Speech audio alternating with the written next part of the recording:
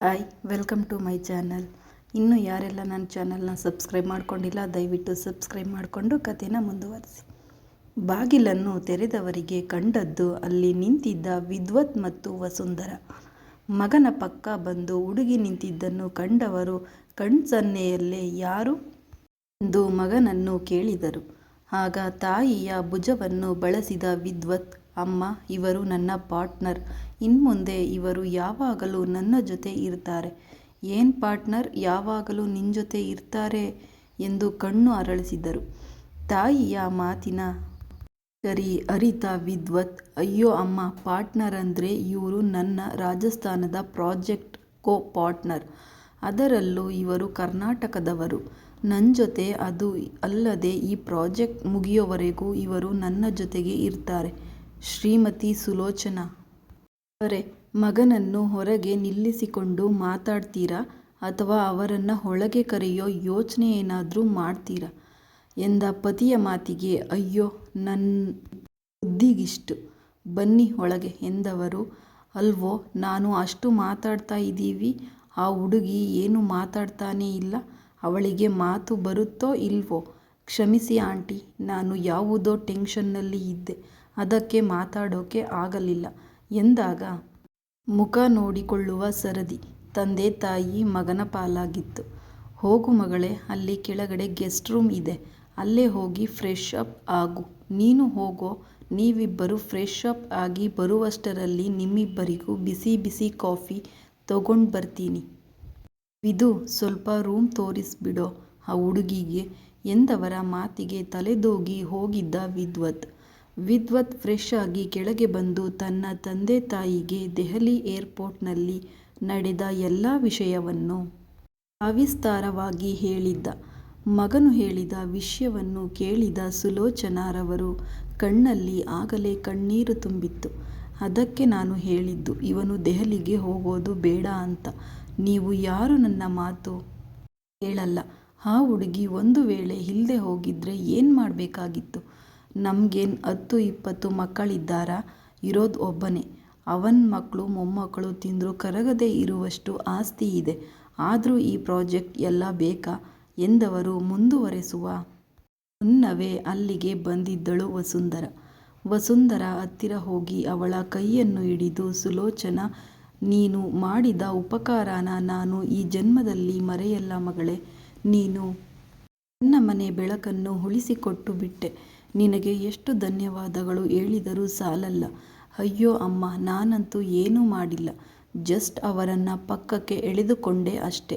ನಾವಿಬ್ಬರು ಇವಾಗ ಒಂದೇ ಪ್ರಾಜೆಕ್ಟ್ನಲ್ಲಿ ಕೆಲಸ ಮಾಡ್ತಾ ಇದ್ದೀವಿ. ಅವರು ಕಷ್ಟದಲ್ಲಿ ನಾನು, ನನ್ನ ಕಷ್ಟದಲ್ಲಿ ಅವರು. ಸಹಾಯ ಮಾಡೋದು ಸಾಮಾನ್ಯ, ಅದು ನನ್ನ ಕರ್ತವ್ಯ ಅಮ್ಮ. ದಯವಿಟ್ಟು ಹೀಗೆಲ್ಲ ಕೈಮುಗಿಬೇಡಿ ಎಂದವಳನ್ನು ಅಪ್ಪಿ ಹಣೆಗೆ ಹೂಮುತ್ತನ್ನು ಇಟ್ಟಿದ್ದರು. ಬನ್ನಿ, ಈಗಾಗಲೇ ಸಮಯ ಆಗಿದೆ, ತಿಂಡಿ ರೆಡಿ ಇದೆ, ತಿನ್ನುವಿರಂತೆ ಎಂದವರು ವಿದ್ವತ್ ಮತ್ತು ವಸುಂಧರ ಇಬ್ಬರ ಕೈ ಹಿಡಿದು ಕರೆದುಕೊಂಡು ಹೋಗಿದ್ದರು. ವಸುಂಧರ ಬಂದಾಗಿನಿಂದ ಅವಳನ್ನೇ ನೋಡುತ್ತಾ ಇದ್ದ ಶೇಖರ್ರವರು ಅವಳ ಮುಖ ಯಾಕೋ ವಿಶೇಷ ಅನಿಸುತ್ತಾ ಇತ್ತು. ಅಂದು ಅಮಾವಾಸ್ಯೆಯ ಕಾರ್ಗತ್ತಲು ಎಲ್ಲ ಕಡೆಯೂ ಕವಿದಿತ್ತು. ಕಪ್ಪನೆಯ ವಾತಾವರಣ ಬಿಟ್ಟರೆ ಮತ್ತಾವುದೂ ಕಾಣದೇ ಇರುವಷ್ಟು ಕತ್ತಲು. ರಾಜಸ್ಥಾನದ ಮಯೂರಪುರದ ಹಳ್ಳಿಯ ಜನ, ಜೈಪುರದವರು ಸಹ ಯಾರೂ ಹೊರಗೆ ಬರುವುದಿಲ್ಲ. ಆಗ ಅಲ್ಲಿ ಕೇಳುತ್ತಾ ಇದ್ದದ್ದು ಬೊಗಳುತ್ತಾ ಇದ್ದ ನಾಯಿಗಳ ಶಬ್ದ, ಜೀರುಂಡೆಗಳು ಗೊಯ್ಗೂಡುತ್ತಿರುವ ಶಬ್ದ. ಇದನ್ನು ಹೊರತುಪಡಿಸಿದರೆ ಅಲ್ಲಿ ಮತ್ತೆ ಯಾವ ಶಬ್ದವೂ ಕೇಳುತ್ತಿಲ್ಲ. ದೂರದ ಸ್ಮಶಾನದಲ್ಲಿ ಕಾಳಿಗೆ ಮಹಾಪೂಜೆಯನ್ನು ಹಮ್ಮಿಕೊಂಡಿದ್ದಂತಹ ಮಂತ್ರಾಕ್ಷ ತನ್ನ ಹೆಬ್ಬೆರಳನ್ನು ಕೊಯ್ದು ರಕ್ತವನ್ನು ಕಾಳಿಮಾತೆಗೆ ಅರ್ಪಿಸಿದ್ದ.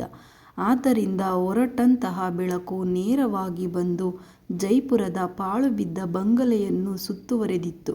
ಬಂಗಲೆಯ ಸುತ್ತ 10-15 ಬಿಳಿ ಬಣ್ಣ ಗೆರೆಗಳ ದಿಗ್ಬಂಧನ ಗೋಚರಿಸಿತು. ಇಡೀ ಬಂಗಲೆ ಮಂತ್ರಾಕ್ಷನ ಬಂಧನದಲ್ಲಿ ಸಿಲುಕಿತ್ತು. ಇದೇ ಒಳ್ಳೆಯ ಸಮಯ ಎಂದು ತಿಳಿದ ಮಂತ್ರಾಕ್ಷ ಕಾಳಿಮಾತೆಗೆ ವಿಧವಿಧವಾಗಿ ಪೂಜೆ ಮಾಡಲು ಆರಂಭಿಸಿ ಅವಳನ್ನು ಸಹ ತನ್ನ ಭಕ್ತಿಯಲ್ಲಿ ಮುಳುಗಿಸಿದನು. ಮಂತ್ರಾಕ್ಷನ ಭಕ್ತಿಗೆ ಕರಗಿದ ರುಂಡಮಾಲಿನಿ ಸ್ಮಶಾನವಾಸಿನಿ ಅವನ ಎದುರಿಗೆ ಪ್ರತ್ಯಕ್ಷವಾಗಿದ್ದಳು.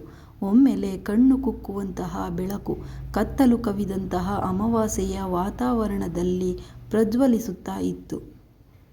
ಬೆಳಕಿನ ತೀವ್ರತೆಯನ್ನು ತಡೆಯಲಾಗದೆ ಕಣ್ಚುಚ್ಚಿದ ಮಂತ್ರಾಕ್ಷ ನಿಧಾನವಾಗಿ ಕಣ್ತೆರೆಯಲು ಪ್ರಯತ್ನಿಸಿ ಅದರಲ್ಲಿ ಯಶಸ್ಸು ಪಡೆದು ನೋಡಲು ಅಲ್ಲಿ ವಿರಾಜಮಾನವಾಗಿ ನಿಂತಿದ್ದಳು ರುಂಡಮಾಲಿನಿ. ರುಂಡಮಾಲಿನಿಯನ್ನು ಅಲ್ಲಿ ನೋಡಿದವನು, ತಾಯಿ ಧನ್ಯೋಸ್ಮಿ, ನಿನ್ನನ್ನು ಮತ್ತೊಮ್ಮೆ ನಾನು ಹೀಗೆ ನನ್ನ ಕಣ್ಣೆದುರು ನೋಡುವೆ ಎಂಬ ವಿಶ್ವಾಸವೇ ನನಗಿರಲಿಲ್ಲ. ಈ ಭಕ್ತನ ಭಕ್ತಿಗೆ ಕರಗಿ ಇಲ್ಲಿಗೆ ಬಂದಿದ್ದಕ್ಕೆ ನಮೋ ನಮಃ. ಮಂತ್ರಾಕ್ಷ, ನಿನ್ನ ಭಕ್ತಿಗೆ ಮೆಚ್ಚಿದೆ. ಕೇಳು, ಅದು ಯಾವ ವರ ಬೇಕು ನಿನಗೆ? ನಿನಗೆ ಗೊತ್ತಿಲ್ಲದ ವಿಚಾರ ಉಂಟೆ ತಾಯಿ? ಶತಶತಮಾನಗಳಿಂದ ನಾನು ಕಾಯುತ್ತಾ ಇರುವುದು ಇಡೀ ಪ್ರಪಂಚವನ್ನೇ ಆಳುವ ಶಕ್ತಿಗಾಗಿ, ಸಾವನ್ನೇ ಗೆಲ್ಲುವ ಶಕ್ತಿಗಾಗಿ, ಭೂಗರ್ಭದಲ್ಲಿ ಅಡಗಿರುವ ಚೆಲುಮೆಗಾಗಿ. ಅದನ್ನು ಪಡೆಯುವುದು ಅಷ್ಟು ಸುಲಭವಲ್ಲ ಎಂಬುದು ನನಗೆ ಗೊತ್ತು. ಆದರೆ ಪಡೆಯದೇ ಇರುವಷ್ಟು ಕಷ್ಟವಲ್ಲ ಅನ್ನೋದು ಸಹ ಗೊತ್ತು. ಅದಕ್ಕೆ ಕಾವಲಾಗಿ ನಿಂತಿರುವುದು ನಿನ್ನದೇ ಅಕ್ಕಳಾದ ದುರ್ಗಾಮಾತೆ, ಶಿವಶಕ್ತಿಯ ಮುಂದೆ ನಾನು ಏನು ಮಾಡಲಾಗುತ್ತಿಲ್ಲ. ದಯಮಾಡಿ ನನಗೆ ದಾರಿ ತೋರು ತಾಯಿ ಎನ್ನಲು ನೀನು ಬಂಧನದಲ್ಲಿ ಇಟ್ಟಿರುವುದು ನನ್ನ ಮತ್ತೊಂದು ರೂಪವಾದ ದುರ್ಗೆಯ ಪರಮಭಕ್ತೆಯನ್ನು ಇನ್ನೂ ಕೊಂದು ಆತ್ಮರೂಪಿಯಾಗಿ ಅಲೆಯುವಂತೆ ಇರುವುದು. ಪರಮೇಶ್ವರನ ಭಕ್ತನನ್ನು ಇವರಿಂದ ನೀನು ಮತ್ತೆ ಅದೇ ಶಕ್ತಿಯನ್ನು ಪಡೆಯಲು ಪ್ರಯತ್ನಿಸಿದರೆ ನಿನ್ನ ಸಾವು ಆ ಕ್ಷಣವೇ ನಡೆದು ಬಿಡುವುದು.